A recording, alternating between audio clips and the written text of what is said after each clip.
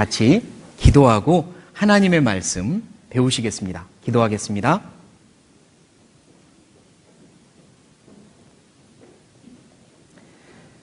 사랑과 은혜가 많으신 하나님, 저희를 주님의 크고 놀라운 사랑으로 구원해 주시고 이렇게 아버지라 부르며 천국에 소망을 두고 살게 해주신 것을 감사합니다.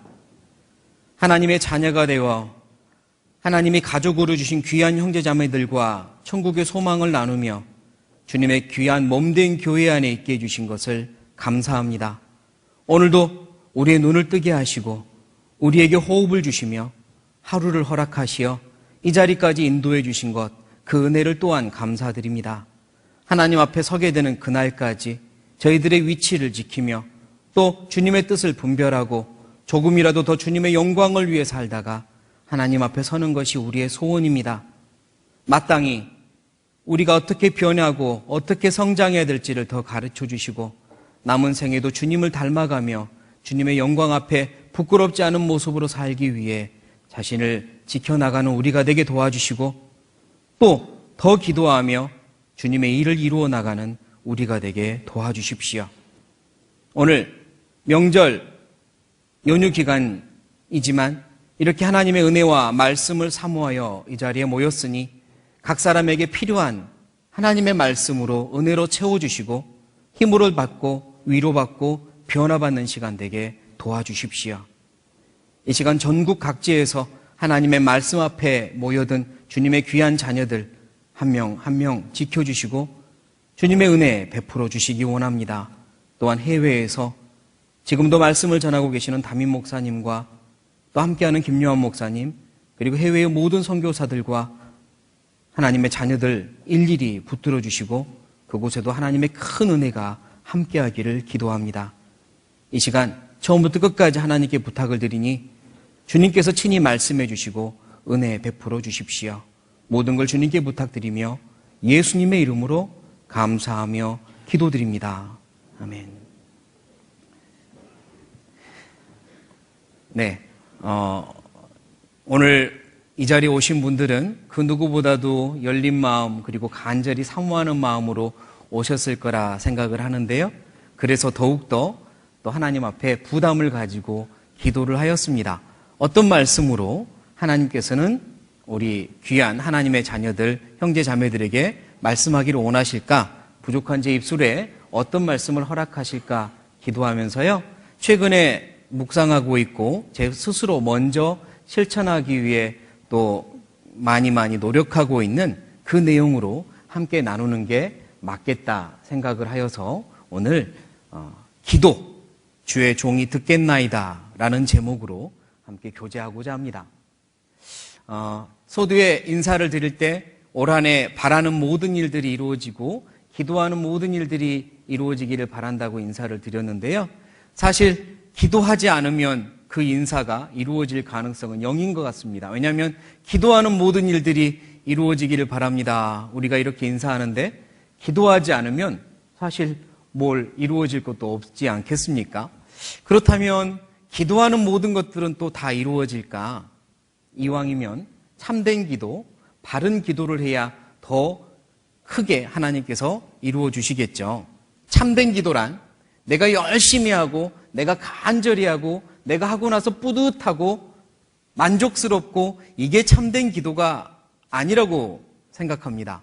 참된 기도란 하나님이 들으셨고 하나님이 받으셨고 하나님이 응답하시는 기도가 참된 기도이지 내가 하고 나서 뿌듯하고 내가 하고 나서 자랑스럽고 이거는 참된 기도라고 하기에는 조금 거리가 있겠죠. 마치 저기 건조한 땅 아프리카 같은 곳에서 우물을 파기 위해 한 지점을 엄청 오랫동안 깊이 팠는데 아주 가느다란 어떤 실줄기 같은 물은 흘러나오지만 결국 찾고 있던 샘물은 터지지 않았다면 아무리 열심히 팠어도 제대로 판 게 아니잖아요. 거기서 조금만 옆을 팠으면 거기에 샘물이 터질 수 있었는데 사실 아주 잘못된 지점을 팠기 때문에 샘물이 터지지 않았다면 바른 장소를 우물을 파지 않은 거겠죠. 기도가 내가 아무리 열심히 했어도 내가 아무리 노력했어도 하나님의 응답이 있지 않다면, 그리고 하나님의 큰 능력과 하나님의 지혜를 끌어당겨서 내 것으로 할 수 없었다면 어쩌면 아직은 부족한, 참된 기도라고 하기에는 부족한 기도라고 생각을 합니다. 그러니까요, 이 시간 참된 기도가 무엇일까? 어떻게 하는 기도가 하나님께서 받으시고 응답하시고 하나님의 능력이 나의 능력이 되는 그런 기도가 될 수 있을까 곰곰이 같이 고민해보고, 그리고 그 기도를 남은 생에 쉬지 않고 끊이지 않고 생애 평생을 그렇게 기도할 수 있는 우리의 마음을 한번 다잡았으면 좋겠습니다. 우리나라는 새해가 2번이라 1월 1일 날 신년 다짐을 하고요. 또 이렇게 구정 때 다시 한번 다짐을 할 수 있다는 건 어찌 보면 큰 은혜고 특권인 것 같습니다. 1월 1일 날 다짐했던 내용을 한 달여 지나면서 잊어버리거나 아니면 조금은 이렇게 무디어졌을 때 다시 한번 서로 덕담도 주고받으며 자기의 다짐을 되새겨보고 다시 한번 못을 박듯이 깊이 내 다짐을 마음속에 깊이 박는 그런 시간이 될 수 있으니까 좋잖아요. 그러니까 이 시간 또 다른 2번째 새해를 맞이해서 자기 자신의 어떤 계획, 새해 계획도 다시 한번 세워보고 그 계획 안에 기도의 계획, 하나님께 더욱더 참된 기도를 하는 한 해가 되어보자라고 다짐하는 그런 시간이 되었으면 좋겠습니다. 그래서 오늘은요, 이 기도를 성경의 많은 기도의 사람들 중에서 특별히 사무엘에게서, 사무엘 선지자를 통해서 기도를 배우려고 하는데요. 그 부분에 가서 시편 99편의 말씀을 찾아보겠지만 하나님께서 사무엘을 기도의 사람이라고 인정을 하거든요. 그래서 사무엘이 어떤 기도를 했는지 그에게서 배우는 기도의 참된 모습을 함께 배워보려고 합니다. 그러면 사무엘이 처음 하나님의 음성을 들었고 하나님과 대화를 시작했던, 다시 말해 기도를 시작했던 그 장면부터 함께 찾아보겠습니다. 사무엘상 3장입니다. 사무엘상 3장.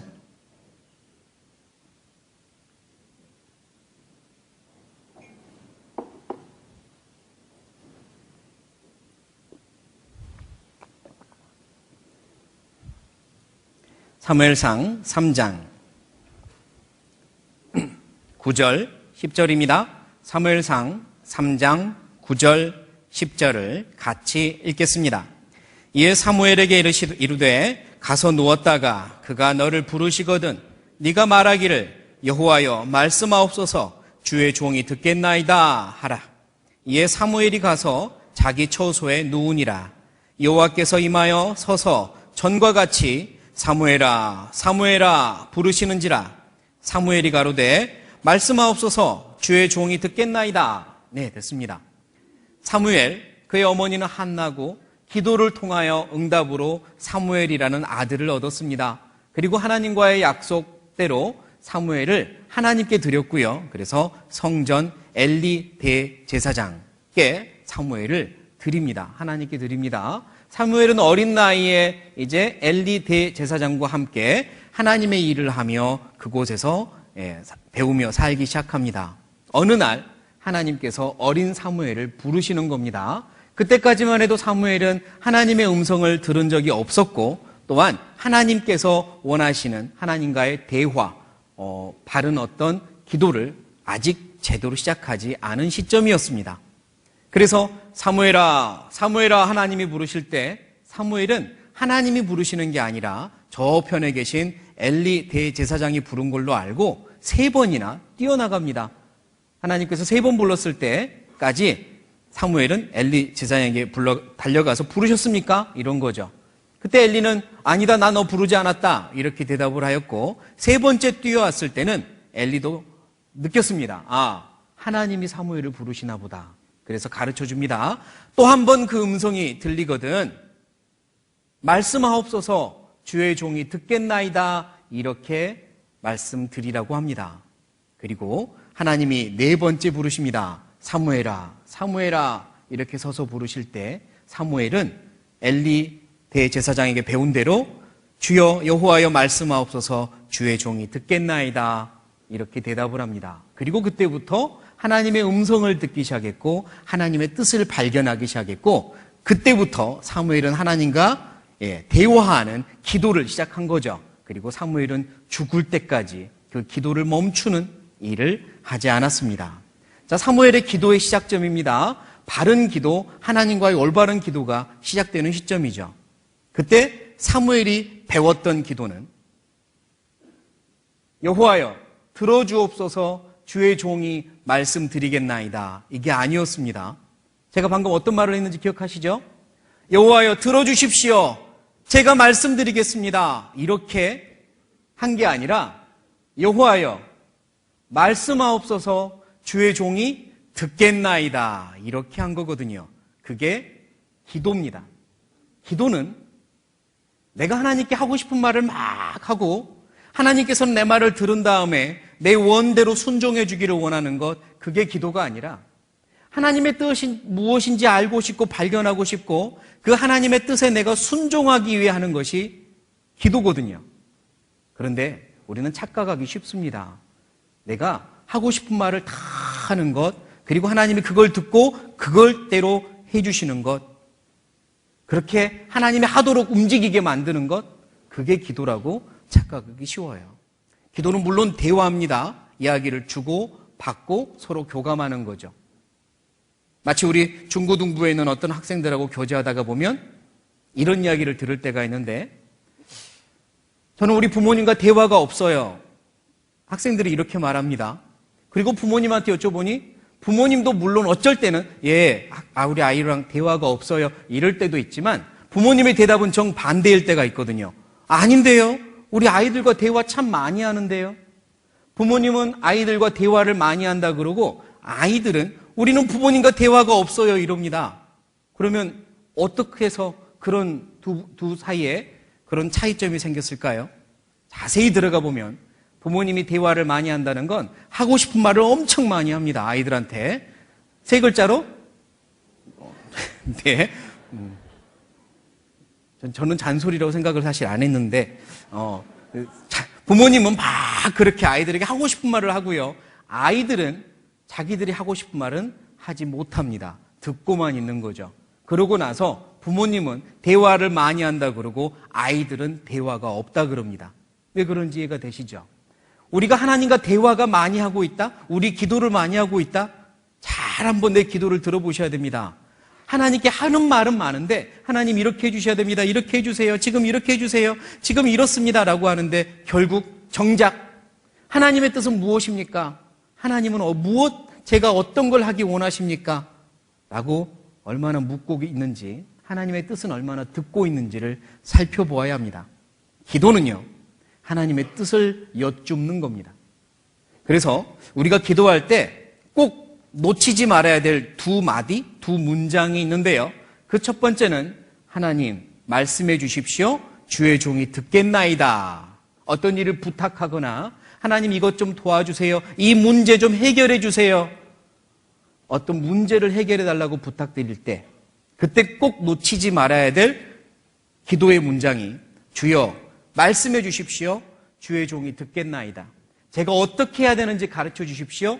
제가 하겠나이다. 하나님 이럴 때는 제가 무엇을 하기 원하십니까? 제가 어떻게 변하기를 원하십니까? 가르쳐 주십시오. 제가 그렇게 하겠나이다.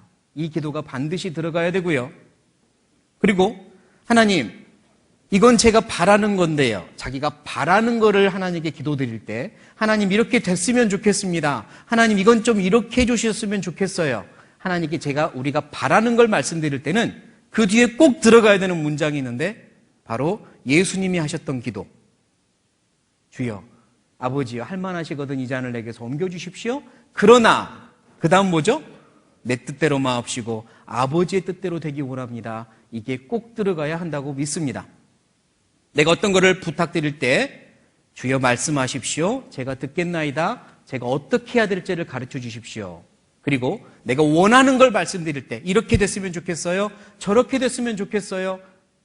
그렇게 말씀드릴 때는 그러나 아버지의 뜻대로 되기 원합니다. 주님의 뜻을 알려주시고 순종할 힘을 주십시오. 이렇게 기도하는 게 옳습니다. 우리 주변에 많은 문제들이 생깁니다. 특별히 가정 안에서 부부 간에도 또 부모와 자녀 간에도 또는 회사나 이웃이나 친지나 여러 가지 상황에서 인간관계의 문제가 생깁니다. 그런 일이 있을 때 우리는 기도를 하죠. 특별히 힘들 때일수록 어려울수록 더 깊이 기도를 하게 됩니다. 그런데 그 기도의 내용 중에 들어가지 않는 내용이 있는 거죠. 하나님, 이것 좀 해결해 주세요. 하나님, 이것 좀 도와주세요. 또는 남편과 아내가의 문제일 때는 하나님, 우리 아내 좀 바꾸어 주세요. 하나님, 우리 남편 좀 변화시켜 주세요. 하나님, 우리 남편이 구원받아야 되는데 저 인간 좀 바꿔주세요. 이렇게 기도하잖아요. 그런데 그때 빼먹은 게 있단 말입니다. 하나님, 제가 어떻게 해야 됩니까? 제가 어떻게 변화되기를 원하십니까? 제가 무엇을 하기 원하십니까? 이게 빠진 거예요. 그걸 먼저 해야 되거든요. 하나님은 나를 통해서 역사하실 겁니다. 어떤 문제를 해결하고 싶으신 하나님은요, 그 문제를 해결하실 때 내가 너를 통하여 해결할 거다, 이렇게 말씀하실 겁니다. 네가 조금만 이렇게 변화된다면 그 문제를 쉽게 해결할 수 있단다. 그러니 너부터 변화되자, 너부터 이렇게 해보자, 이렇게 우리에게 원하고 계시거든요. 그런데 우리는 그 부분에 대해서는 귀를 딱 막아버리고 하나님 도와주셔야 돼요. 저 사람 좀 바꿔주세요. 저 문제 좀 해결해 주세요. 이렇게만 하고 있으니 그 문제 해결이 굉장히 더디어지는 거죠. 문제를 하나님 앞에 해결하기 원하신다면 꼭 들어가야 될 기도는 주여 어떻게 하기를 원하십니까? 이렇게. 제가 어떻게 하기를 원하십니까? 제가 할 일을 가르쳐 주십시오. 이렇게. 주의 종이 듣겠나이다. 이렇게 기도하셔야만 할 겁니다. 사무엘상 30장을 보면요. 사무엘상 30장입니다.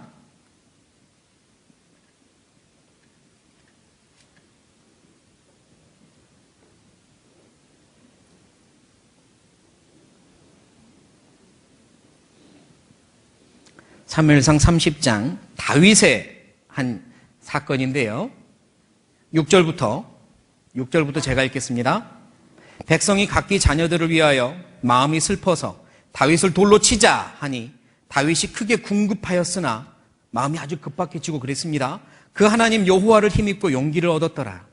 다윗이 아히멜렉의 아들 제사장 아비아달에게 이르되 청컨대 에봇을 내게로 가져오라. 아비아달이 에봇을 다윗에게로 가져오매 8절 같이 읽겠습니다.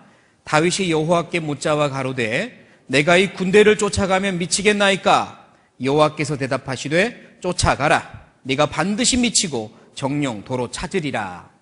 자, 이건 어떤 사건이냐면요, 다윗이 골리앗 장군을 물리치고 사울 왕의 옆에서 군대 장관이 되어 한참 승리를 하고 있을 때 그만 사울의 여러 가지 이유로 미움을 받고 이번에는 도망자 신세가 되어버립니다. 아주 억울하게, 잘못도 없는데요, 죽이려고 쫓아다니는 사울 왕을 피해서 자기를 따르는 일부 군사들과 함께 도망자가 되었습니다. 이곳 저곳을 도망다니며 사실 그의 겉모습을 보면 처량하기 그지없는 상황인 겁니다. 그 당시 다윗을 따르는 이 군사들도 정말 대단한 충성심인 거죠. 쫓겨다니는 다윗을 끝까지 따라다니고 있으니까요. 그러다가 29장까지 어느 전쟁터에 나갔다가 돌아왔는데요. 그때 군인들이 전쟁터에 갔으니까 남은 사람들은 여인들, 아내들과 자식들만 남아있을 거 아닙니까?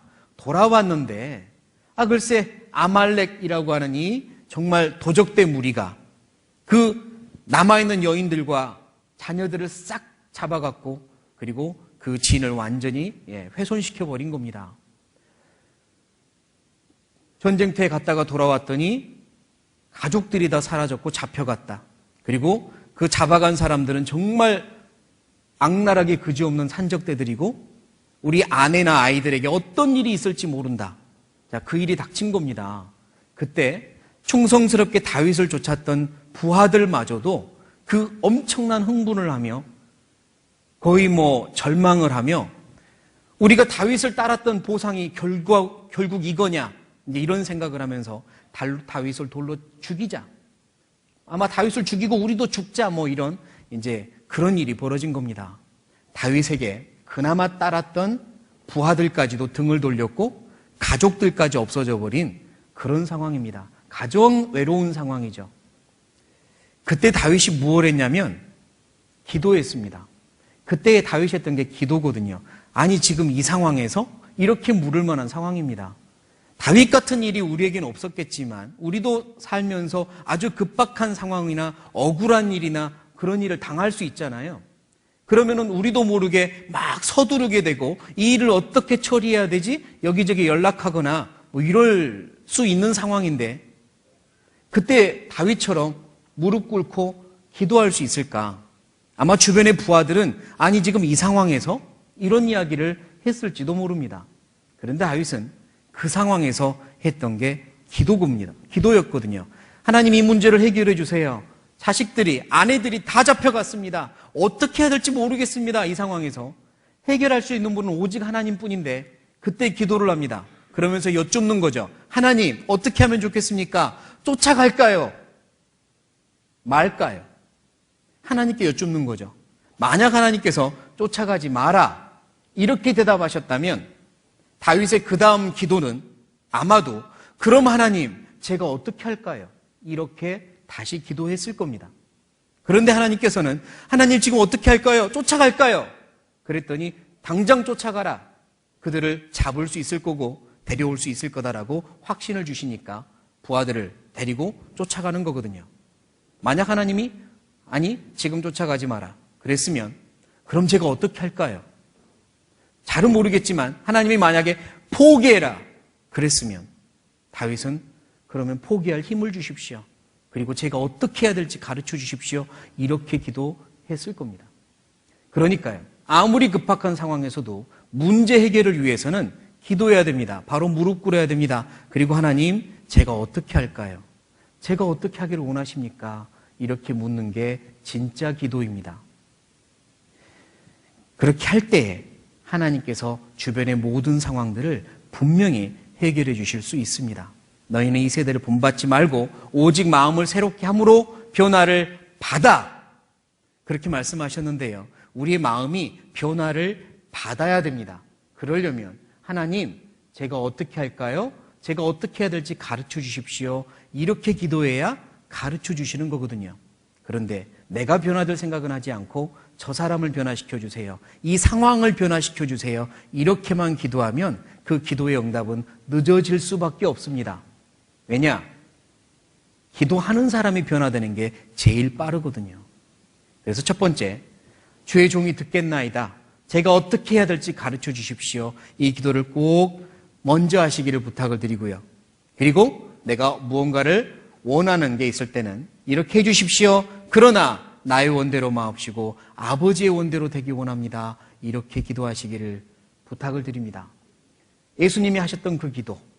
에스더서에 보면 에스더가 3일을 금식하고 왕 앞에 나아갈 때 자기의 위기에 빠진 백성들을 구하기 위하여 왕 앞에 나아갈 때 자기를 키워주신 외삼촌 모르드게에게 부탁을 하면서 저도 기도할 테이니 백성들에게 이야기해서 기도하게 해주십시오. 기도 부탁을 하고 3일간 기도하는데요. 아마 그때 에스더가 했던 기도가 그랬을 겁니다. 하나님, 주님 뜻대로 되게 해주십시오. 가서 죽으면 죽으리이다. 하지만 주님의 뜻대로 되게 해주십시오. 주님의 뜻대로 되게 해주십시오. 그리고 순종할 힘을 주십시오. 이렇게 기도했을 겁니다. 그게 기도거든요. 사무엘은요, 하나님과의 기도의 시작, 기도를 그렇게 배웠다고도 할 수 있습니다. 주의 종이 듣겠나이다. 이렇게 시작된 사무엘의 기도. 그리고 그는 장성하면서도 계속해서 그런 기도를 하면서 이제 사랑하는 백성들을 위해서 기도합니다. 그러다가 이번엔 백성들에게 기도를 가르칩니다. 백성들에게 뭘 가르친다고요? 기도를 가르칩니다. 사무엘상 5장입니다.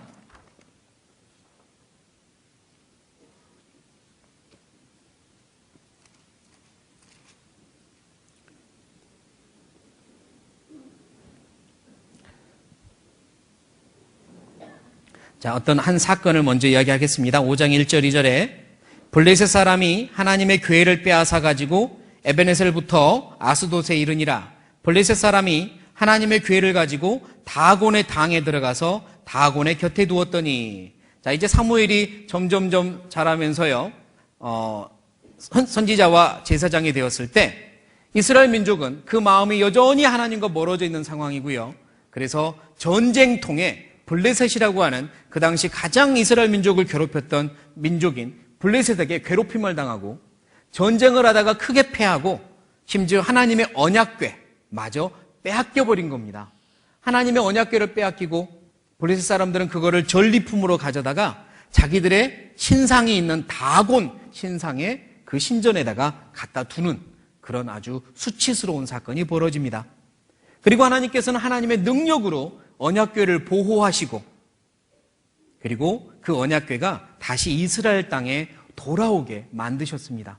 하나님이 하나님의 언약궤를, 하나님의 말씀을 스스로 지키셨거든요. 그리고 7장으로 갑니다. 7장.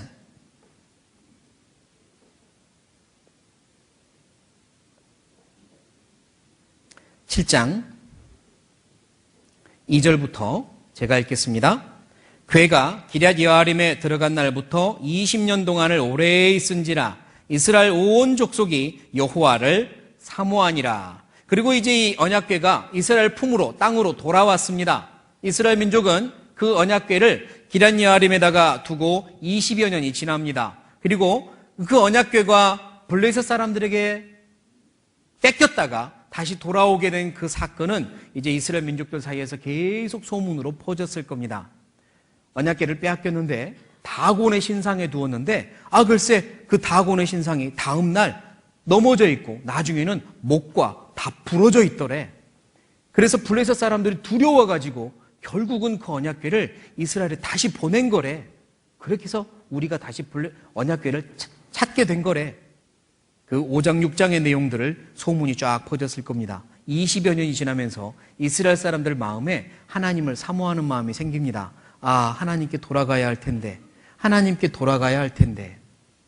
그 마음속에 여러 우상과 여러 죄가 그리고 하나님과 멀어져 버린 많은 그런 잘못된 것들이 있었지만 이제 조금씩 하나님께로 돌아가고 싶다라는 마음들도 일어나고 있었던 거죠. 그때 사무엘이 그들을 부르는 겁니다. 3절입니다. 같이 읽겠습니다. 사무엘이 이스라엘 온 족속에게 일러 가로되 너희가 전심으로 여호와께 돌아오려거든 이방 신들과 아스다로스를 너희 중에서 제하고 너희 마음을 여호와께로 향하여 그만 섬기라. 너희를 블레셋 사람의 손에서 건져내시리라. 그때 사무엘이 이스라엘 사람들을 부릅니다. 그리고 요구를 합니다. 너희가 정말 하나님께로 돌아오기 원한다면 너희 안에서 모든 우상을 제거하라. 첫 번째입니다. 우상을 제거하라. 그리고 두 번째, 너희 마음을 여호와께로 향하고 오직 그만 섬겨라. 두 가지를 요구하시죠. 그러면 그 결과가 뭐냐? 그 결과는 너희를 블레셋 사람의 손에서 건져내시리라. 이렇게 말하는 겁니다. 4절, 5절도 제가 읽겠습니다. 이에 이스라엘 자손이 바알들과 아스다롯을 제하고 여호와만 섬기니라. 사무엘이 가로되 온 이스라엘은 미스바로 모이라. 내가 너희를 위하여 여호와께 기도하리라 하매 6절 같이 읽겠습니다. 그들이 미스바에 모여 물을 길어 여호와 앞에 붓고 그날에 금식하고 거기서 가로되 우리가 여호와께 범죄하였나이다 하니라. 사무엘이 미스바에서 이스라엘 자손을 다스리니라. 이제 사무엘은요 이스라엘 민족들에게 기도를 가르칩니다.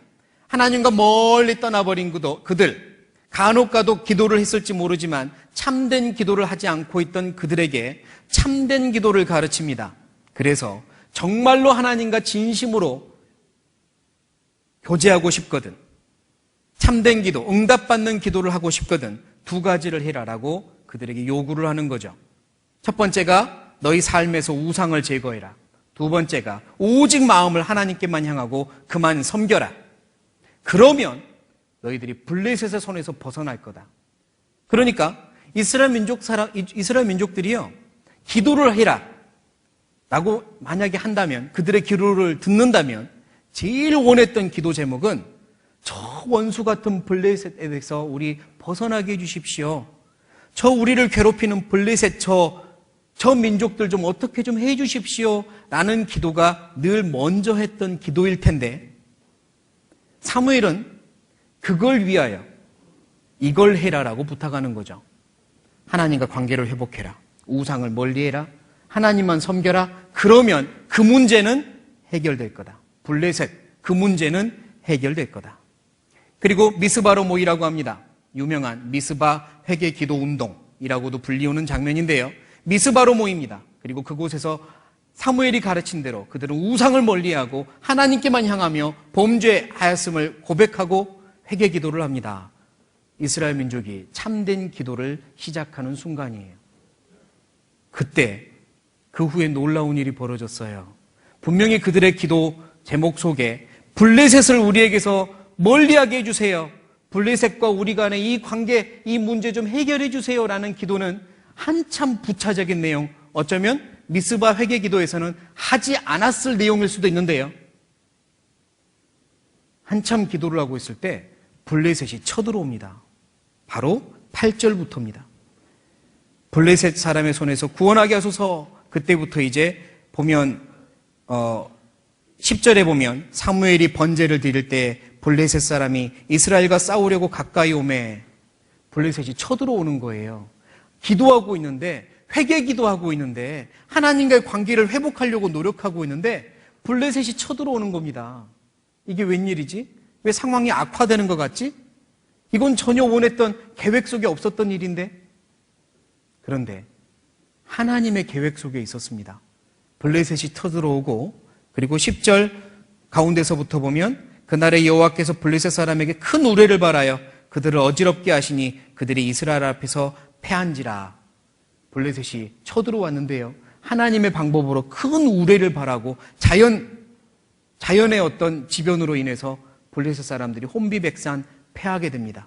그 틈을 노려서 이스라엘 군인들이 그들과 맞서 싸웠고요, 그들을 향해서 승리를 하게 되거든요. 큰 승리를 하고 나서 12절입니다. 12절 같이 읽겠습니다. 사무엘이 돌을 취하여 미스바와 센 사이에 세워 가로되 여호와께서 여기까지 우리를 도우셨다 하고 그 이름을 에베네셀이라 하니라.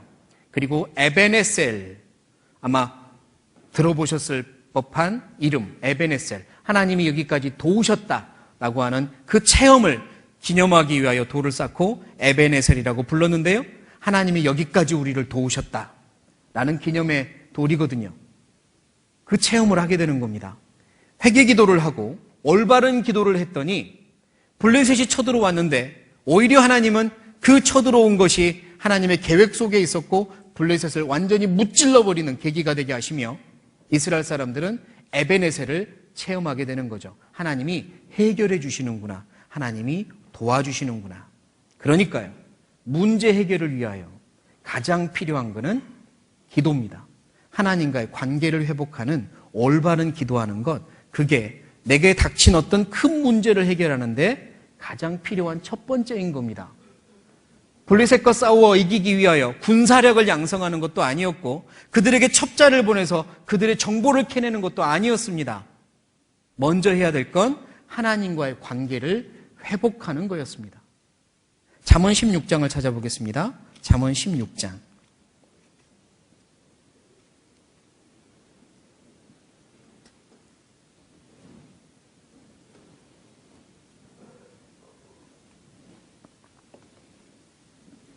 잠언 16장 7절입니다.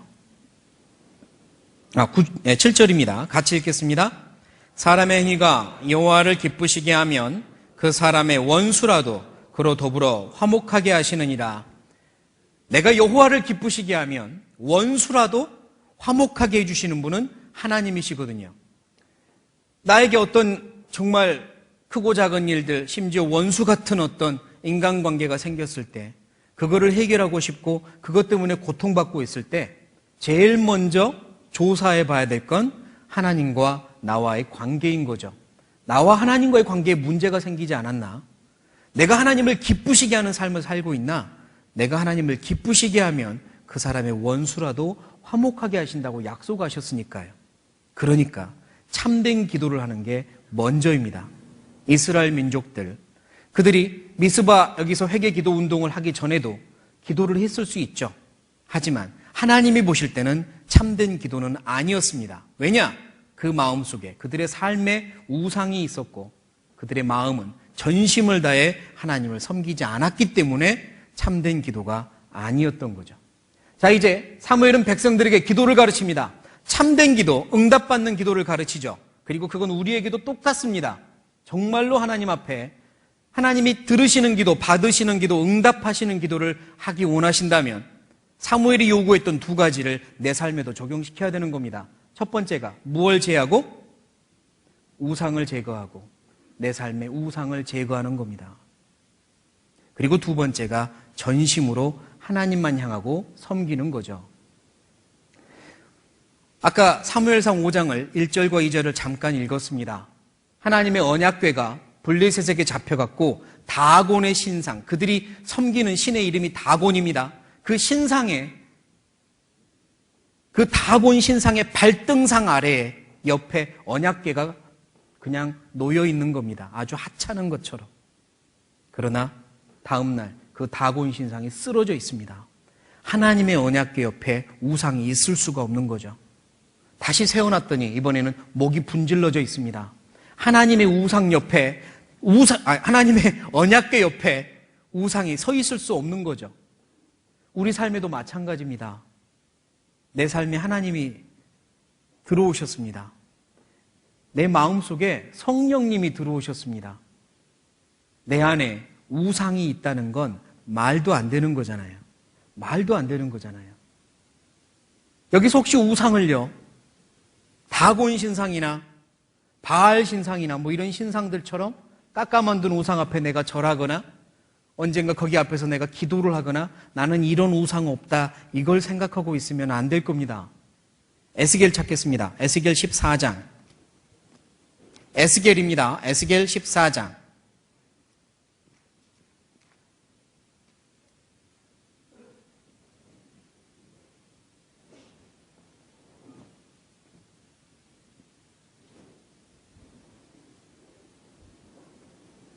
에스겔 14장입니다.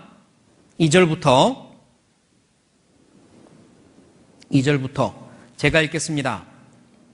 여호와의 말씀이 내게 임하여 가라사대 인자야, 이 사람들이 자기 우상을 어디에 드리며 마음에 드리며 죄악에 거치는 것을 자기 앞에 두었으니 그들이 내게 묻기를 내가 조금인들 용납하랴. 그들이 나한테 말하는 것도 용납할 수 없다는 거죠. 그런즉 너는 그들에게 말하여 이르라. 나 주 여호와가 말하노라. 이스라엘 족속 중에 무릇 그 우상을 마음에 들이며 죄악에 거치는 것을 자기 앞에 두고 선지자에게 나오는 자에게는 나 여호와가 그 우상에 많은 대로 응답하겠다. 우상은 마음에 있는 것을 의미합니다. 내가 겉에 두고 있는 어떤 신상이나 이런 걸 의미하지 마시고요. 내 마음에 우상이 없는가를 보셔야 됩니다. 하나님보다 더 의지하는 것, 하나님께 기대어서 하나님께 어떤 위로나 기쁨이나 만족을 얻어야 되는데 그게 아니라 다른 것을 통하여 기쁨이나 위로나 만족을 얻고 있다면, 예를 들어서 스트레스 받아, 너무 스트레스 받아, 이럴 때 뭐하지? 하나님께 가서 기도나 다른 방법으로 하나님의 것으로 위로를 받으려 하지 않고 당장 그때 스마트폰을 찾거나 텔레비전을 켜거나 다른 방법으로 스트레스를 풀려고 한다면 하나님 보실 때 그건 저울질을 해보십시오. 하나님이 지금 너는 나 위에 다른 걸 두고 있다, 의지하고 있다 이러지 않겠습니까? 내가 하나님을 위하여 살아가는데 투자하는 시간과 비용보다 더 많은 시간과 비용을 투자하고 있는 게 있다면 비교해 보십시오. 하나님의 저울로 너는 나보다 다른 것에다가 더 많은 것들을 지금 투자하고 있다 이러지 않겠습니까? 하나님이 나한테 내가 너에게 이걸 맡겼으니 이걸 나에게 이제 달라라고 하실 때 하나님 이것만은 안 되겠습니다 라고 말할 만한 게 혹시 내 마음에 있다면 하나님 보실 때 그건 또 우상이 아니겠습니까? 내 마음에 우상이 있으면 하나님보다 더 귀하게 여기거나 의지하고 있거나 하나님이 아닌 다른 것에 내 위로나 기쁨을 얻으려 하고 있는 게 있다면 그게 우상입니다. 그걸 제하라는 거죠. 기도하기 원한다면, 참된 기도하기 원한다면 그걸 제하라는 겁니다. 요한일서 5장을 찾아보죠. 요한일서 5장입니다.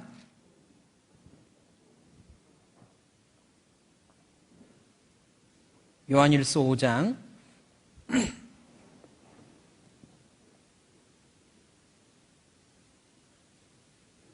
21절.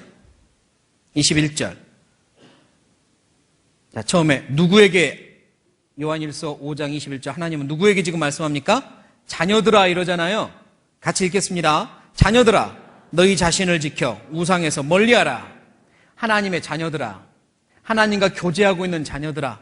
요한일서는 하나님과의 사귐을 계속해서 말씀하고 있는데요. 하나님과 사귀고 있는, 하나님과 교제하고 있는 자녀들아, 거듭난 자녀들아, 너희 자신을 지켜서 우상에서 멀리하라 이럽니다. 여기서 우상은 결단코 밖에 서 있는 우상들만을 의미하는 게 아니죠. 너희 삶에서 우상을 멀리해라. 하나님보다 더 사랑하는 게 있다면 멀리해라. 하나님보다 더 귀하게 여기는 게 있다면 멀리해라. 하나님이 요구하는데 주저주저 아낄 만한 것들이 너희 삶에 있다면 그거 멀리해라. 이러시는 거 아닙니까? 우상을 멀리해야 참된 기도가 됩니다. 하나님이 원하시는 겁니다. 내 삶의 작은 것들도 충분히 우상이 될 수 있습니다. 손안의 스마트폰도 우상이 될 수 있고요. 내 자동차 트렁크에 있는 축구화, 트렁크에 있는 축구공, 트렁크에 있는 낚싯대, 트렁크에 있는 등산 지팡이도 때로는 우상이 될 수 있습니다. 교제하는 걸 방해하거나 기도하는 걸 방해하거나 전도하는 걸 방해하고 있다면 그건 하나님의 일보다 그게 더 위에 올라가 있다는 증거니까요. 우상이 될 수 있는 거잖아요. 내가 그것들을 절대적으로 통제하고 절제하고 정복할 수 없다면, 다스릴 수 없다면, 주님을 위해 살아가는 일을, 이 취미 생활들이 더 앞설 수 없게 통제하고 다스릴 수 없다면 차라리 없애야 할 겁니다. 이스라엘 민족은요, 바알신, 아스다롯신, 대표적으로 그런 신들을 섬겼습니다. 바알은 잘 먹고 잘 살게 해주는 신, 재물. 아스다롯은 그 신도 역시 풍요를 주는 신이지만 특별히 아스다롯이라는 신을 섬기는 예식에는 굉장히 음란한 예식들이 많이 들어있는데요. 음란한 것들, 그게 우리 삶의 우상일 수 있거든요. 재물을 사랑하는 것, 음란한 것들 내 삶에 있거든 치워야 됩니다. 반드시 없애야 됩니다. 그걸 가지고 참된 기도 생활을 할 수 없습니다. 그리고 또 이스라엘 사람들을 괴롭혔던 우상이 드라빔이라고 하는 조그마한 가지고 다니는 휴대용 우상이었던 거거든요. 창세기 찾아보겠습니다. 창세기 31장.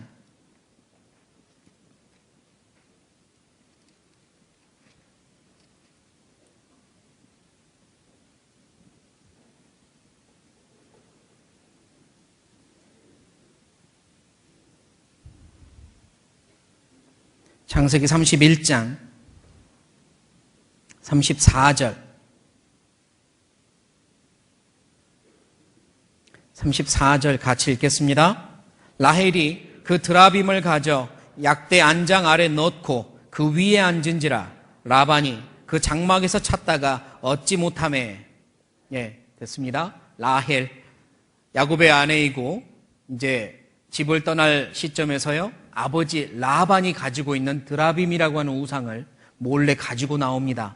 아버지를 풍요롭게 한 아버지의 부에 어쩌면 이유일 수도 있다고 생각했는지 모르겠습니다. 왜 드라빔을 가지고 나왔는지 정말 모르겠어요. 라헬은 이제 하나님의 가정으로 야곱의 집 사람이 되었고 야곱과 함께 하나님이 가라고 하는 곳으로 떠나야 하는데 그때 드라빔을 가지고 나옵니다. 우상을 가지고 나왔어요.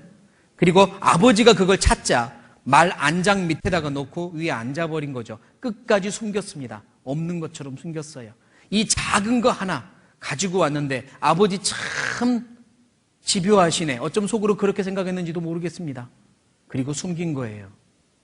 드라빔, 가지고 다니는 휴대용 우상. 그게 삶을 망칠 수 있고 기도를 막을 수 있습니다.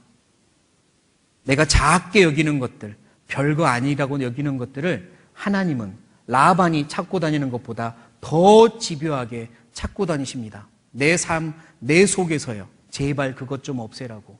제발 좀 그것 좀 없애라고. 그렇게 찾고 다니세요. 그게 우상이라고 지적합니다. 하나님보다 더 사랑하는 것, 의지하는 것 없어야 합니다. 그래야 기도가 됩니다. 없애셔야 돼요. 예수님이 공생애를 시작하시면서 성전에 들어가실 때 제일 먼저 했던 일이 뭡니까?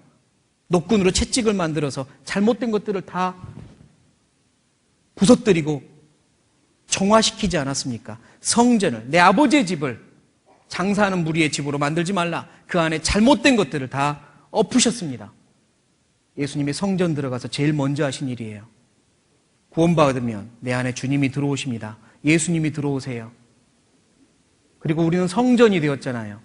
내 안에 들어오신 예수님이 제일 먼저 하고 싶은 일이 뭐겠어요? 깨끗하게 하는 거, 정화시키는 거. 그러니 내 안에서 우상을 제거해야 합니다. 그래야 기도가 됩니다. 그냥 우상을 여러 개 가지고 있으면서도 기도하실 수 있죠. 그리고 때로는 그 기도에 응답도 해줄 수 있으십니다. 하지만 하나님이 진짜 원하시는 기도는 그게 아닙니다. 내 마음에서 우상을 제거하는 것. 그게 첫 번째 조건입니다. 그리고 두 번째가 너의 마음을 오로지 하나님만 향하고 섬기라고 말씀하셨거든요. 오로지 하나님만 향하고 섬기라. 이 의미가 뭘까? 이 의미를 구체적으로 좀 더 알아보기 위해 야곱의 말을 기억해 보려고 합니다. 창세기 38장입니다. 창세기 35장입니다. 창세기 35장입니다.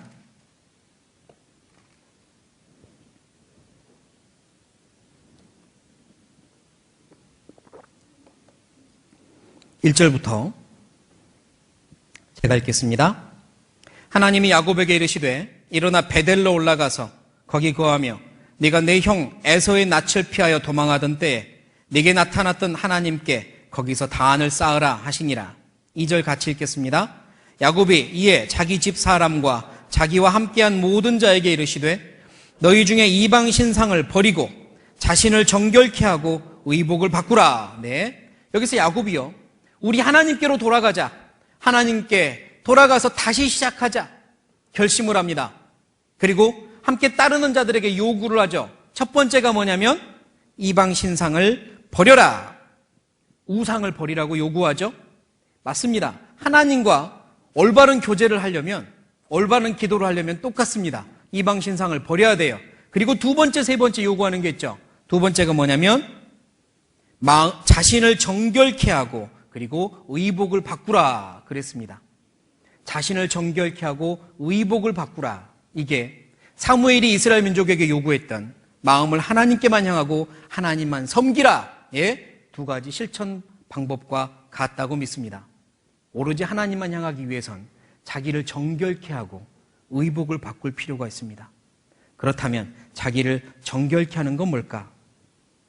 내 기준으로가 아니라, 내 눈으로가 아니라 오직 하나님의 눈으로 내 안에 더러움이 없게 하는 것, 세상 것과 섞여 있는 것, 세상 것과 타협되어 있는 것, 혼합되어 있는 것을 완전히 구별시키는 것, 그게 정결케 하는 거거든요. 이 정도면 됐겠지. 구원받고 나서 내가 이 정도 변했잖아. 스스로 보았을 때 변화된 것만 찾아보고 있고 아직도 변화되지 않은 것들은 멀리하면서 이 정도면 됐잖아 라고 하는 게 타협입니다. 하나님께서는 아직 변화되지 않는 걸 바라보시며 이렇게 많이 남았잖아, 정결과는 너무 거리가 멀다, 이러시는 거죠. 자신을 정결케 하고 하나님의 기준으로 세상의 것들, 묻어있는 것, 타협된 것들을 완전히 구별하는 것, 그게 정결입니다. 정결의 의미를 이 사건에서 좀 더 찾아보고 싶은데요. 출애굽기입니다. 출애굽기 10장.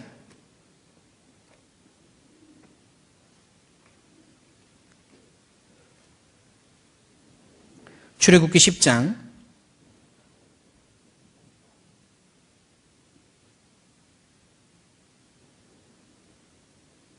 10장 24절부터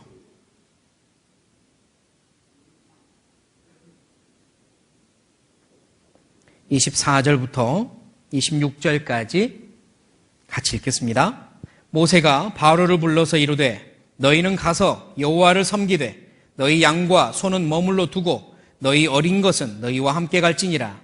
모세가 가로되 왕이라도 우리 하나님 여호와께 드릴 희생과 번제물을 우리에게 주어야 하겠고 우리의 생축도 우리와 함께 가고 한 마리도 남길 수 없으니 이는 우리가 그 중에서 취하여 우리 하나님 여호와를 섬길 것임이며 또 우리가 거기 이르기까지는 어떤 곳으로 여호와를 섬길는지 알지 못함이니이다 하나. 자, 모세가요, 애굽에서 종살이하고 있는 자기 민족을 이제 건져내서 저 광야를 통과하여 가나안 땅으로 가기 위하여 바로 왕 앞에 선 겁니다. 그리고 하나님의 명령이니 우리 백성을 풀어달라. 그리고 가게 해달라고 요구를 했지만 당연히 바로는 안 된다고 거절을 하죠. 그래서 하나님께서 10가지 재앙을 이제 내려주기 시작하시죠. 그리고 7번째, 8번째가 되면서 바로 왕은 모세를 불러서 타협을 시작합니다. 잠깐만. 이제 보내줄게. 그래, 누구 가야 된다고? 모든 사람들과 생축들이 다 가야 됩니다. 아니, 그건 너무 심하잖아. 남자들만 가. 이렇게 이제 타협을 시작합니다. 안 됩니다. 남자만 갈 수 없습니다. 그럼 나도 안 돼. 그래서 또 다른 징벌이 내리고요. 다시 부릅니다. 누구 간다고? 남자들과 가족들과 그리고 생축들까지 다 갑니다. 그랬더니 이번에 또 타협을 하는 거죠. 가축은 놔두고 가. 그리고 너희 자식들까지 다 데리고 가. 이러는 겁니다. 여기까지도 정말 감지덕지죠. 그런데요, 모세는 아주 담대하게 이야기합니다. 안 됩니다. 그리고 우리가 방금 읽은 26절에는 한 마리도 남길 수 없습니다. 이렇게 말하는데요. 다른 번역 성경에는 한 마리도 남길 수 없습니다가 말의 발굽 하나도 남길 수 없습니다. 이렇게 말하고 있습니다. 한 마리가 아니라 말의 발에 징박아 놓은 말발굽 있죠? 말발굽 하나까지도 다 가져갈 겁니다. 이렇게 말하거든요. 그것까지도 다 가져가야 합니다. 당연히 바로가 안 된다 했다가 이제 장자가 죽는 재앙까지 일어나고 그리고 할 수 없이 다 가져가라. 이렇게 해서 나오게 되는데요. 정결이란 그런 겁니다. 말발굽 하나까지도 내 마음을 세상에서 완전히 구별시키는 거예요. 내 마음의 조그마한 티끌 하나까지도 세상에서부터 죄로부터 구별시키는 것, 그게 정결입니다. 너의 마음을 정결케 하고 하나님께 돌아가기 원하신다면, 참된 기도를 하기 원하신다면, 그래서 하나님이 능력이 고스란히 이 기도를 통해 역사하는 것을 보기 원하신다면 정결해야 됩니다. 말발굽 하나까지도 세상으로부터 나와야 합니다. 그러니까요, 내가 지금까지 변화되어 온 모습만 보면서 만족해하지 마시기 바랍니다. 넘어지기 참 쉬운 유혹이라고 믿습니다. 야, 구원받고 내가 참 많이 변했다. 구원받고 참 내가 많이 사람 됐다. 근데 그걸로 만족할 게 아닌 이유는 아직도 많이 정결해야 될 게 남아있기 때문이죠. 하나님께서는 그것까지도 정결케 하라고 요구하십니다. 그래야만 하나님이 더 크게 역사할 수 있으시니까. 그래야만 내 안에 계신 성령님이 더 크게 역사하실 수 있으시니까. 성령님, 그분은 창조주의 능력을 가지고 계신 분, 그분이 내 안에 계십니다. 성령님이 온전히 나를 통해 역사하시면 지금까지 내가 해온 일보다 더 큰 일을 아마 하시겠죠. 그런데 그걸 가로막는 게 있는데 그게 바로 죄가 아니겠습니까? 죄가 성령님의 역사를 방해하고 있습니다. 내가 내 마음에 죄악을 품으면 주께서 듣지 아니하신다고 시편 66편에 말씀하고 있어요. 정결해야 주님이 들으십니다. 요한일서를 찾아보죠. 요한일서 3장입니다. 요한일서 3장.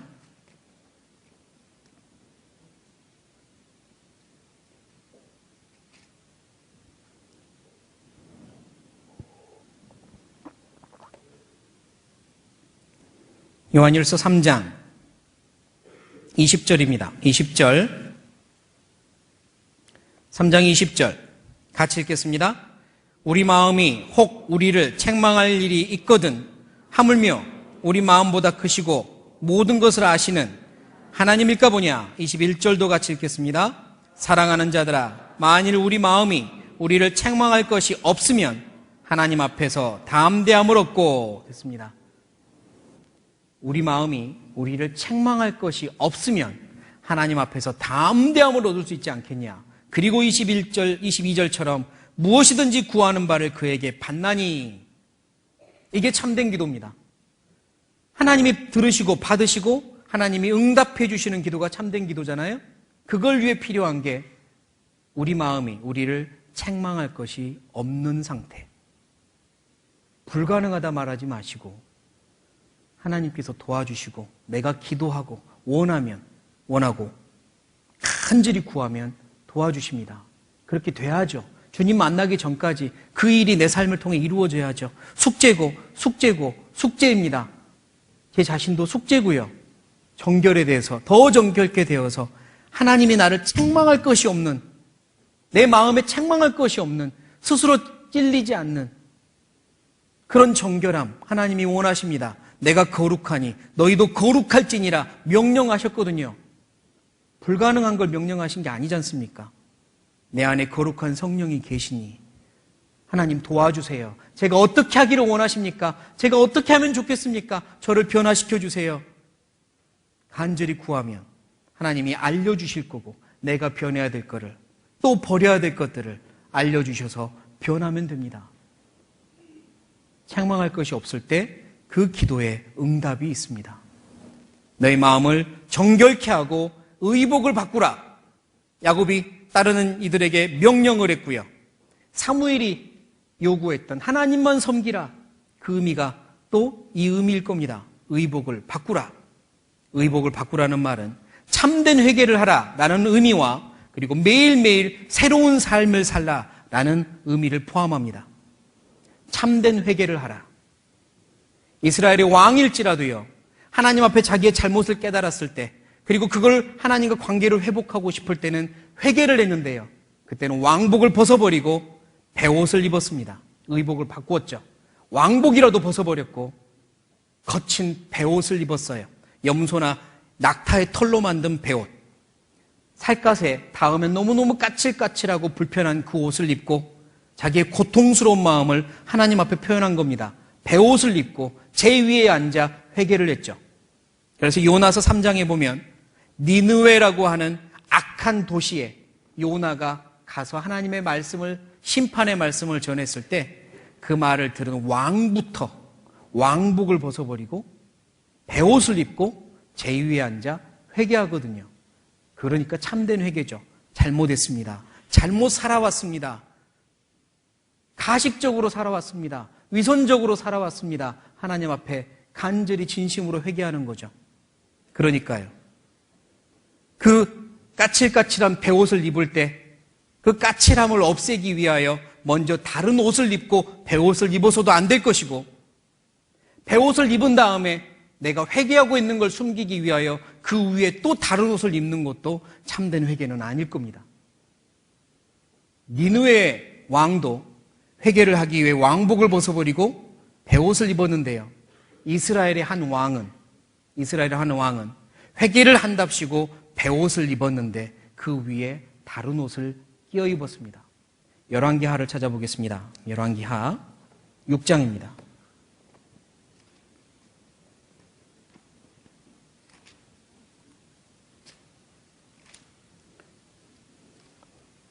열왕기하 6장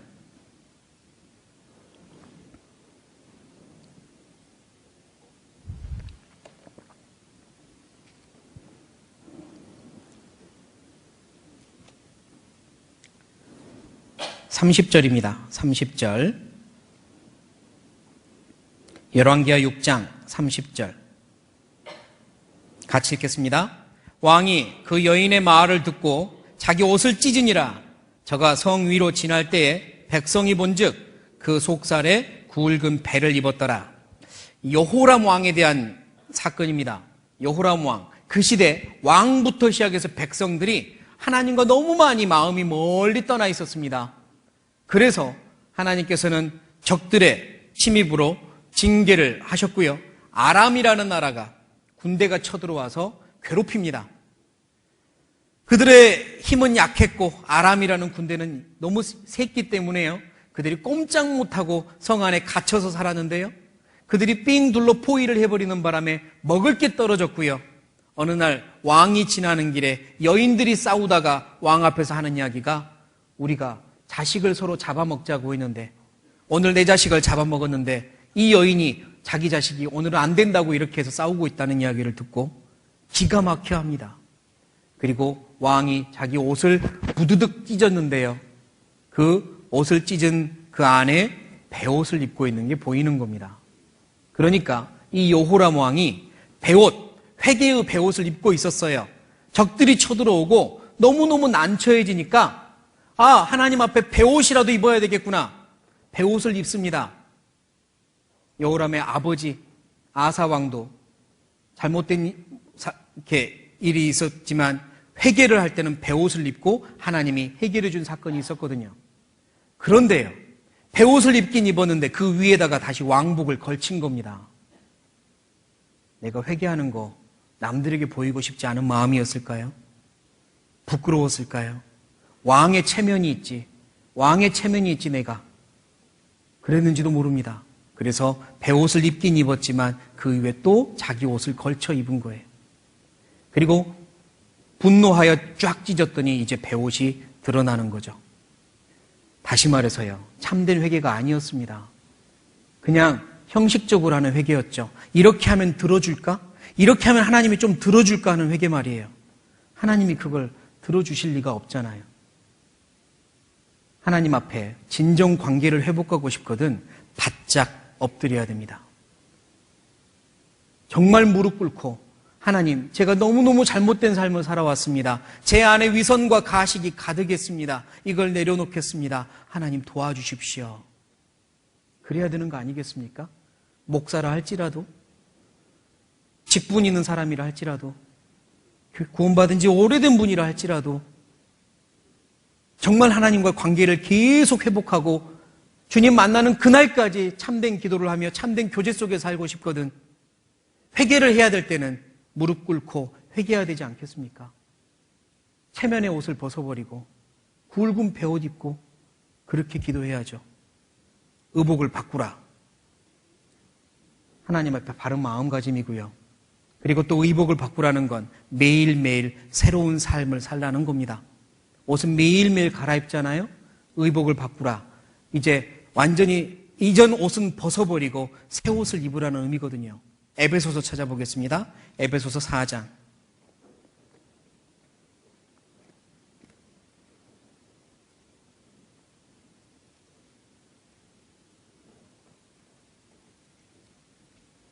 에베소서 4장 22절부터 24절까지입니다. 22절부터 24절까지 같이 읽겠습니다. 너희는 유혹의 욕심을 따라 썩어져가는 구습을 좇는 옛 사람을 벗어버리고 오직 심령으로 새롭게 되어 하나님을 따라 의와 진리의 거룩함으로 지으심을 받은 새 사람을 입으라. 벗어버려라. 입어라. 옷에 비유해서 말씀하고 있잖아요. 옛 사람은 벗어버려라. 그리고 새 사람을 입어라 라고 명령하십니다. 맞죠? 아이가 비가 오는 날 밖에서 한창 비를 맞고 축축하게 젖어가지고 집에 들어왔습니다. 감기 걸리니까 빨리 몸을 따뜻하게 해줘야 되겠죠? 그러면은 따뜻한 옷을 입히던지 따뜻한 이불로 감싸줘야 되는데요. 옷을 입히기 전에, 이불을 감싸기 전에 먼저 할 일이 있잖아요. 젖은 옷을 벗어야 됩니다. 젖은 옷을 먼저 벗어버려야 돼요. 그 젖은 옷 위에다가 아무리 이불을 감싼들 소용없습니다. 큰일 나죠. 옷이 더럽혀져 왔습니다. 더럽힌 옷을 갈아입으려면 벗어버리고 새 옷을 입는 게 맞잖아요. 새로워지고 싶거든 옛 모습은 벗어야 됩니다. 그 위에 껴입으면 안 됩니다. 껴입지 말아야 합니다. 많은 그리스도인들이 하나님 앞에서 정말로 잘못된 어떤 삶 중에 하나가 껴입는 게 아닌가라는 생각을 하게 됩니다. 포장이죠. 내 마음속에는 여전히 숨겨진 죄가 이렇게 있는데, 여전히 벗지 못한 게 있는데 그 위에다가 다른 걸로 껴입는 겁니다. 내가 이만큼 변했잖아. 이렇게 기도하고 성경은 이만큼 알고 있고 때로는 전도도 하잖아. 봉사도 하잖아. 그렇게 껴입고 있습니다. 안에는 아직도 더럽고 축축한 죄가 남아있는데 벗어버려라. 그리고 새 사람을 입으라라고 말씀하세요. 벗을 건 벗읍시다. 잘못된 건 벗어야 됩니다. 그게 어렵거든. 기도하는 거죠. 하나님 도와주세요. 도와주세요. 제 힘으로 안 되니 제발 도와주세요. 저 이것 좀 벗어버리고 싶습니다. 하나님께 기도하는 거죠. 하나님의 도우심이 있고 나의 간절한 기도와 의지가 있으면 벗을 수 있습니다. 그러나 내가 의지가 없으면 벗을 수 없거든요. 매일매일 벗어야 합니다. 매일매일 새 옷을 입듯이 매일매일 우리는 새로워져야 될 의무가 있어요. 그래서 사도 바울도 주 앞에서 내가 단언하노니 나는 날마다 죽노라. 고린도전서 15장에 그렇게 말씀하고 있어요. 나는 날마다 죽노라. 이 말은 다시 바꿔서 말하면 나는 날마다 사노라. 나는 날마다 죽고 날마다 새롭게 사노라. 밤에 하루를 마감하는 기도를 할 때 내 모든 삶을 정리하고 아침에 새롭게 기도를 할 때 다시 새로운 마음으로 살고 나는 날마다 새롭게 살아야 합니다. 새로운 옷을 입어야 돼요. 하나님 도와주십시오. 제 삶을 새롭게 해주십시오. 잘못된 것들을 어제 지었던 잘못을 오늘은 범치 않게 해주세요. 이렇게 기도하며 날마다 새로워져야 되지 않겠습니까? 우리가 아침마다 보는 태양, 늘 동쪽에서 뜨는 태양도요, 24시간 만에 보지만 그 태양은 그 한 바퀴를 돌면서 자기 몸을 한없이 태워버려서 다시 떠오를 때는 새로운 태양으로 떠오르는 거거든요. 우리야 볼 때야 똑같이 보이지만 그 태양은 그렇지 않습니다. 자기를 계속 태우며 다시 떠오를 때는 새로운 태양이거든요. 우리도 그렇게 내 자신을 매일매일 잘못된 것들은 태우고 번제로 드리고 다시 새롭게 하루를 시작하는, 날마다 죽고 날마다 새롭게 사는, 지난 옷은 벗어버리고 새 옷을 입는 그 모습이 필요합니다. 그래야 하나님만 온전히 바라고 섬길 수 있고 그 기도가 참된 기도가 될 것입니다. 사무엘은 이스라엘 민족들에게 그 기도를 가르쳤어요. 기도를 하려거든 이렇게 하자. 우상을 버리고 하나님께로만 마음을 향하자.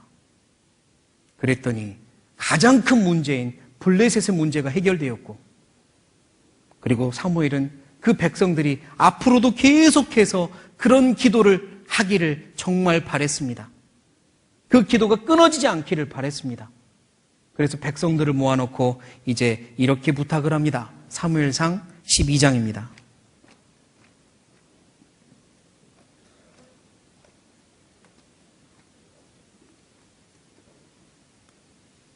사무엘상 12장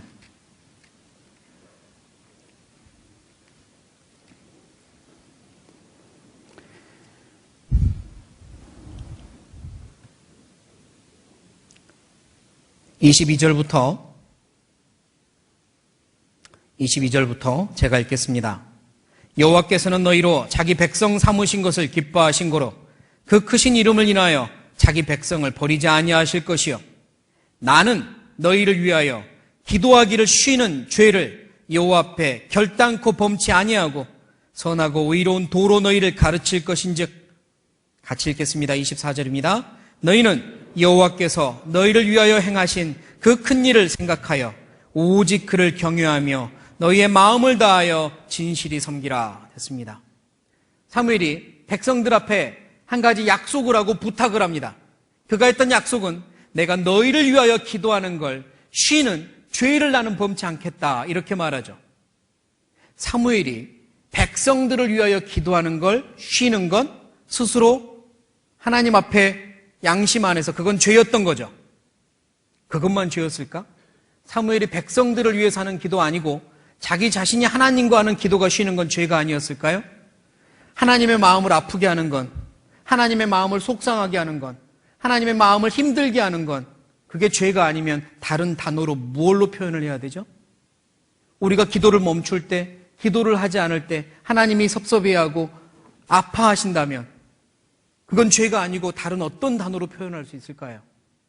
사무엘이 백성들을 위하여 기도하지 않는 것이 죄가 아니라 기도하지 않는 것도 죄입니다. 기도가 멈추는 게 죄 아니겠습니까? 기도를 쉬는 게 죄가 아니겠습니까? 하나님은 그 귀를 우리에게 쫑긋 세우고 계시고 우리의 기도하는 음성을 듣기 원하시는데, 그리고 또한 우리에게 하고 싶은 말씀이 많으신데 우리가 그걸 차단해버리면 그게 죄가 아니면 뭐죠? 사무엘은 기도하기를 멈추지 않겠다고 했고 백성들에게도 그러기를 바라고 있는 겁니다. 너희 역시 기도하기를 멈추지 말아달라고. 그리고 사무엘이 백성들을 위해 했었던 기도의 제목은 바로 24절이죠. 그들에게 부탁했던 내용이기도 하고요. 너희는 오직 그를 경외하며 너희의 마음을 다하여 진실히 섬겨라. 내가 너희를 위해 그 기도를 하겠다. 오직 하나님만 경외해라. 오직 마음을 당하여 하나님만 섬겨라. 그걸 부탁하는 겁니다. 마찬가지로 사무엘 자신이 이러기 위하여 기도하지 않았겠습니까? 자기가 기도하는 죄를, 기도하기를 쉬는 죄를, 기도하기를 멈추는 죄를 짓지 않기 위하여 이 기도를 하지 않았을까요? 하나님을 더 경외하고 오직 하나님만 섬기게 하게 도와주십시오. 저는 약하니 하나님 저를 도와주십시오. 사무엘도 그런 기도를 했을 겁니다. 그러므로 우리의 기도가 끊어지지 않으려면, 우리의 기도가 주님을 만나는 그날까지 약해지지 않으려면 오직 하나님만 경외하고 마음을 다하여 하나님을 섬기는 걸 내 마음속에서 잃어버리면, 빼앗겨버리면 안 되는 거죠. 그리고 그게 기도 제목이어야 할 겁니다. 하나님만 경외하게 해주십시오.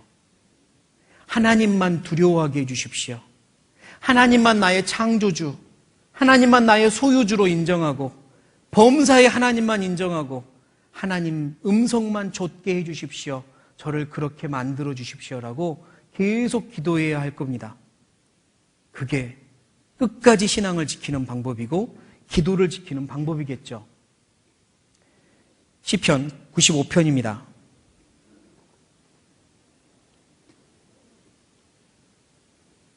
시편 95편.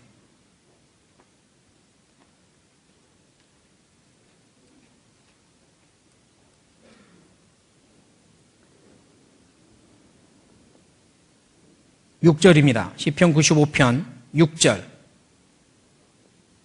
같이 읽겠습니다. 오라 우리가 굽혀 경배하며 우리를 지으신 여호와 앞에 무릎을 꿇자. 여호와 앞에 무릎을 꿇자. 그 앞에 수식어가 붙습니다. 우리를 어쩌신? 지으신 여호와 앞에, 창조주 하나님 앞에 무릎을 꿇자. 너무 당연한 이야기잖아요. 하나님이 나를 만드신 분, 지으신 분입니다. 그분 앞에 피조물이 무릎을 꿇는 건 당연한 겁니다. 이사야 45장 9절에는요. 질그릇 조각 같은 네가 라고 말씀합니다. 토기장이에게 네가 무엇을 만드느냐 할 수 있으뇨. 하나님은 토기장이, 진흙으로 창조물을 만드시는 토기장이고 우리는 질그릇 조각 같은 네가. 정말로 하나님의 높으심을 안다면, 하나님이 창조주이시고 우주 만물의 왕의 왕이고 주의 주라는 걸 내가 진짜 인정한다면 내 자신이 깨진 그릇에 질그릇 조각 하나 같은 위치에 있다는 걸 인정할 수 있을 겁니다. 그러니까 무릎 꿇어야죠. 하나님 앞에 무릎 꿇을 수밖에 없는 겁니다. 하나님이 나를 창조하셨고 그 창조주 하나님이 나를 위해 이 땅에 오셔서 나를 위해 죽어주신 그 사랑을 내가 안다면, 나의 구세주가 되어준 걸 내가 진짜 안다면 당연히 그 사랑 앞에도 무릎을 꿇어야죠. 그리고 그분이 피 흘려서 나를 소유하신 나의 소유주가 되었고, 그래서 내가 주님을 주인님으로 진짜 인정한다면 주인이신 그분 앞에 무릎 꿇어야죠. 무릎 꿇는 것, 그게 하나님을 경외하는 겁니다. 하나님을 인정하고 두려워하고 경외하는 거예요. 처음에 성경 강연회를 통해서 구원을 받을 때 내가 알게 된 하나님은 사랑의 하나님, 나를 위해 목숨까지 던져주신 사랑의 하나님을 발견했다고 생각합니다. 하지만 신앙이 성장하면서 알아야 될 하나님은 두려운 하나님, 공의의 하나님, 경배받아 마땅한 하나님, 한없이 크신 하나님, 왕이신 하나님, 그분 앞에 내가 정말 피조물이고 질그릇 조각 같은 그런 위치에 있다는 것도 알아야 합니다. 그게 신앙이 성숙해 간다는 비결입니다. 시편 99편입니다. 시편 99편.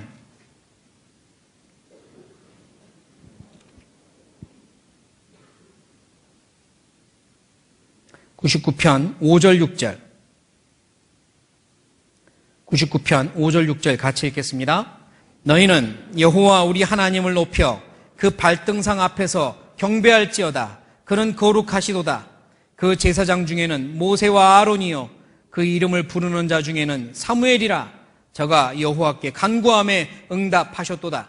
99편은 통치자 왕 되신 하나님을 경배하는 찬송시이고요. 그 왕 되신 하나님 앞에 이스라엘 민족을 잘 이끌기 위하여, 그 하나님 앞에 이스라엘 민족을 잘 세우기 위하여 모세와 아론은 제사장으로 희생의 제물을 드리며 충성하였고, 사무엘은 기도의 제물을 드리며 충성하였던 겁니다. 여호와의 이름을 부르는 자 중에는 사무엘이라. 사무엘은 하나님이 인정하는 기도의 사람입니다. 기도의 제물을 드렸어요. 이스라엘 민족이 하나님 앞에 바로 서기 위하여 기도했고, 또 그 기도가 응답되기 위해선 당연히 자기 자신이 바로 서야 되니 자기 자신을 위해서도 한없이 기도했을 겁니다. 그리고 그가 하나님 앞에 섰던 위치는, 하나님 앞에 인정했던 위치는 그의 5절에 우리 하나님을 높여 그 발등상 앞에서 경배할지어다. 위치는 하나님의 발등상 앞입니다. 우리의 위치, 창조주 하나님 앞에 우리는 그분의 발등상 앞에 엎드려야 될 위치인 거죠. 그게 경배고 경외함이라고 믿습니다. 여호와를 경외하는 것은 악을 미워하는 것이라 잠언 8장에 하신 말씀입니다. 하나님을 정말 경외한다면 악은 미워해야 됩니다. 하나님을 두려워한다면 죄를 짓는 게 얼마나 두려운 일인지 알고 미워해야 맞습니다. 그러니까 여호와를 경외하고 마음을 다하여 하나님을 섬겨라. 그래야만 끝까지 기도할 수 있다. 사무엘은 그렇게 가르치고 싶었던 거죠. 우리가 살면서 하나님이 나를 통해 이루기 원하시는 계획이 얼마나 많은지, 그 많은 계획들 중에 정말 몇 가지라도 보고 싶지 않겠습니까? 봐야 되지 않겠습니까? 또한 우리가 마땅히 하나님께 돌려드려야 될 영광, 지금까지 내가 하나님을 위해 살았던들 하나님이 받으셔야 될 영광이 1%나 되겠습니까? 마땅히 돌려드려야 할 영광 더 돌려드리고 살아야 되지 않겠습니까? 다 했다, 이제 됐다, 이 정도면 됐지 라고 만족하기에는 하나님의 영광은 너무 크고 내가 하나님께 한 일은 너무 작으며 내 안에 아직도 남아있는 정결하지 못한 것들은 너무 많지 않습니까? 이 모습 이대로 하나님 앞에 서면, 그 정결하신 하나님, 그 왕 되신 하나님 앞에 서면 살아온 삶이 부끄럽지 않겠냐고요. 그러니까 다시 한번 마음을 다잡고 하나님이 받으시는 기도를 하고 싶다. 내 평생 기도하는 거를 쉬는 죄를 짓고 싶지 않다. 그리고 이왕 기도는 하나님이 받으시는 참된 기도를 하고 싶다. 이런 마음으로 기도에 대한 새로운 각오를 올해 2020년도 했으면 좋겠습니다. 내 안에 성령님께서 크게 역사하실 때, 지혜의 신이고 능력의 신이신 그분이 내 안에서 역사하실 때 나에게 얼마나 큰 지혜를 주시고 능력을 주실까 기대해 봤으면 좋겠습니다. 요셉과 다니엘이 비슷하게 10대의 나이에 이웃나라에 팔려가거나 잡혀가서 온갖 우상과 온갖 이방 문물과 문화가 가득한 그곳에서 말씀도 배우지 못하고 형제자매들과 교제도 못하는 그곳에서 10대의 나이에 그들이 주변의 많은 사람들에게 하나님의 지혜를 보여주고 하나님의 능력을 보여줄 수 있었던 건 첫 번째는 기도가 아니었겠습니까? 감옥 안에 갇혀도 기도할 수 있었고 사자우리에 갇혀도 기도는 할 수 있었으니까요. 그들이 했던 기도가 얼마나 참된 기도고 얼마나 하나님께 연락되는 기도였으면 그들이 그곳에서도 신앙을 지켰고 하나님은 그들의 기도에 응답하셨을까? 다니엘은 약 83, 4세의 나이에 이스라엘 민족을 위하여 중보기도 하기로 결심하고 다니엘서 9장을 보면 성경에 나오는 많은 중보기도 중에서 정말 아름다운 중보기도를 하는데요. 감동적인 중보기도를 하는데 그가 그렇게까지 포기하지 않고 하나님께 기도할 수 있었던 건 기도의 능력을 믿었기 때문이고 참된 기도를 하는 사람이었기 때문이었겠죠. 그러니까 우리도 기도했으면 좋겠습니다. 그 능력이 변하지 않는 하나님, 그분의 능력이 내 능력이 될 수 있도록, 내 안에 계신 성령님의 권능이 내 권능이 될 수 있도록 그렇게 기도했으면 좋겠습니다. 끝으로 사무엘은 기도의 사람이었는데요. 그가 그렇게 기도의 사람이 될 수 있었던 건 어머니 한나의 영향도 분명히 있었을 겁니다. 한나 어머니도 기도의 사람이었으니까요. 그래서 그 많은 어려움이 있을 때 심지어 남편이 나를 의지해라, 내가 낫지 않냐고 위로해 줄 때도 한나는 사람인 남편을 의지하지 않고 바로 하나님께 가서 기도했거든요. 그리고 그 기도할 때 엘리 대제사장이 오해를 해서 억울한 말을 했지만 굴하지 않고 기도를 포기하지 않았거든요. 그러니까 그 한나, 그 어머니의 기도가 사무엘에게 틀림없이 영향을 미쳤을 겁니다. 사랑으로 하는 기도가 가장 힘이 있습니다. 내 가족을 위해 그리고 교회를 위해 사랑으로 기도합시다. 특별히 우리가 사랑하는 교회를 위해 주님이 언제 오실지 모르겠지만 우리 교회를 통해 더 큰 역사가 일어날 수 있도록 교회를 위해 사랑으로 기도합시다. 그래서 주님이 오실 때까지 정말 힘있게 복음 전하다가 하나님을 기쁘시게 하는 우리들이 될 수 있었으면 진심으로 좋겠습니다. 끝으로 한 가지 말씀만 찾고 마칩니다. 디모데 후서 3장입니다.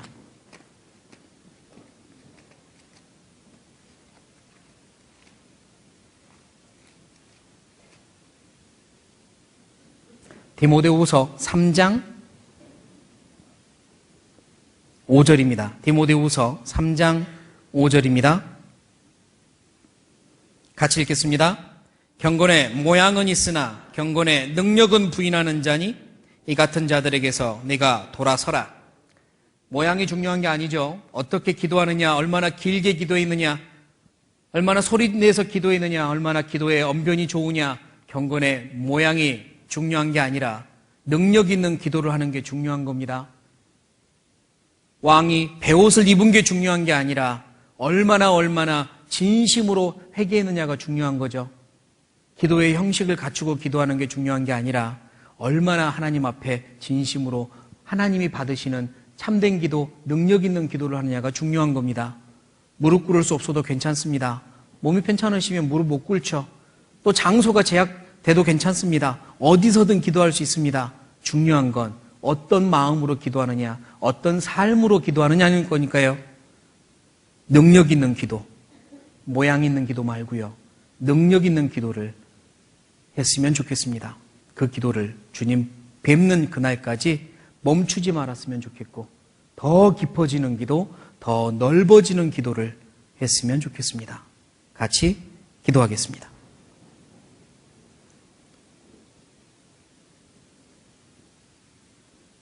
사랑과 은혜가 많으신 하나님, 저희를 주님의 크신 사랑으로 구원해 주셔서 하나님의 자녀로 삼아주시고 천국의 소망을 가지고 살게 해주신 것을 감사합니다. 언제나 우리의 음성에 귀를 기울이시고 우리의 마음속을 들여다보고 계시는 하나님, 지금까지 기다려주시고 참아주시고 길이 용납해 주셔서 감사합니다. 이제 또 다른 새로운 마음으로 하나님 앞에 살아가기 원합니다. 잘못된 것들은 변화되고 하나님이 조금 더 원하시는 모습으로 드려지며 우리의 삶이 주님 보시기에 합당한 모습, 하나님의 사용하시기에 합당한 모습으로 그렇게 살기 원합니다. 도와주십시오. 그리고 사용하여 주십시오. 우리 각자에게는 여러 가지 어려운 일들, 주님께서 다 아심에 그 모든 일들 하나님의 방법으로 하나님의 가장 합당한 뜻으로 응답해 주시고 또한 우리가 마땅히 해야 될 일이 있다면 할 수 있도록 가르쳐 주시며 힘을 주시고 도와주십시오. 교회에서 계획하는 모든 일들이 아버지 뜻대로만 되어지기 원합니다. 주님께서 우리 교회를 통해서 역사해 주시고 더 많은 영혼들을 하나님 앞으로 인도하여 구원할 수 있는 교회가 될 수 있도록 서로 사랑하며 힘있게 전도하는 교회가 되게 도와주십시오. 담임 목사님과 여러 임원들, 모든 형제자매들 한마음 한뜻이 되어서 주님의 일을 이루는 교회 되게 도와주십시오. 이 자리에 함께하지 못한 우리 형제자매님들도 어디 있든지 일일이 기억해 주시고 이곳에 함께하신 하나님의 은혜로 그들과도 함께하여 주십시오. 우리를 통해 언제나 주님만이 기뻐하시고 영광 받으시기 원하오며 예수님의 이름으로 감사하며 기도드립니다. 아멘.